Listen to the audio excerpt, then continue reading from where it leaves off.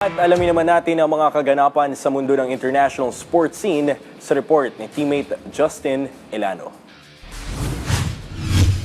Sa tennis, nasungkit ng world number 1 na si Aryna Sabalenka ang kampyonato sa BNP Paribas Open matapos talunin si Elena Rybakina sa score na 3-6, 6-3 at 7-6 sa final na ginanap sa Indian Wells, California. Nakuha ni Sabalenka ang kanyang kauna-unahang titulo sa nasabing torneo matapos tapusin ang laban sa pamamagitan ng malalakas na serve na hindi napantayan ni Rybakina. Ang 27-year-old tennis star na naging runner-up noong 2023 at 2025 ay muntik nang maisara ang ikatlong set nang lumamang siya ng 5-4, ngunit na-break ito ni Rybakina. Umabot pa sa tie-break ang laban kung saan nakakuha ng championship point si Rybakina. Subalit nagawa ni Sabalenka ang isang backhand winner upang maiangat ang panalo. Ito na ang ikalabing-anim na paghaharap ng dalawang manlalaro at sa kasalukuyan ay lamang si Sabalenka sa kanilang head-to-head record na 9-7.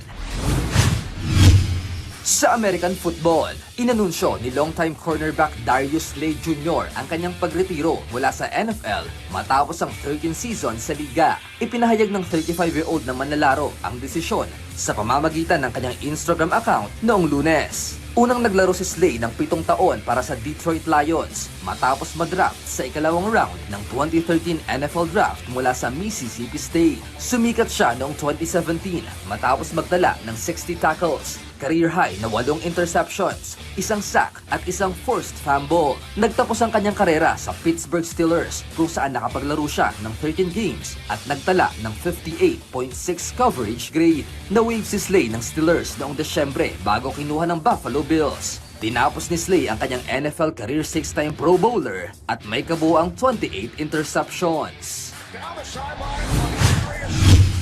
Sinuspinde ng 80 games without pay ang Philadelphia Phillies outfielder na si Johan Rojas matapos magpositibo sa isang ipinagbabawal na performance-enhancing drug. Lumabas ang resulta ng failed drug test ni Rojas ngayong buwan matapos maalis ang 25-year-old na center fielder sa lineup ng Dominican Republic para sa World Baseball Classic. Tinangka umano ni Rojas na iapela ang nasabing suspensyon, ngunit hindi ito naging matagumpay. Mag-uumpisa ang kanyang suspensyon sa simula ng 2026 season kung saan mawawala siya sa halos kalahati ng season at hindi rin makakalaro sa playoffs. Nakatakdang buksan ng Philadelphia ang kanilang season sa March 26 sa home game laban sa Texas Rangers. Justin Elano para sa Pambansang TV sa Bagong Pilipinas.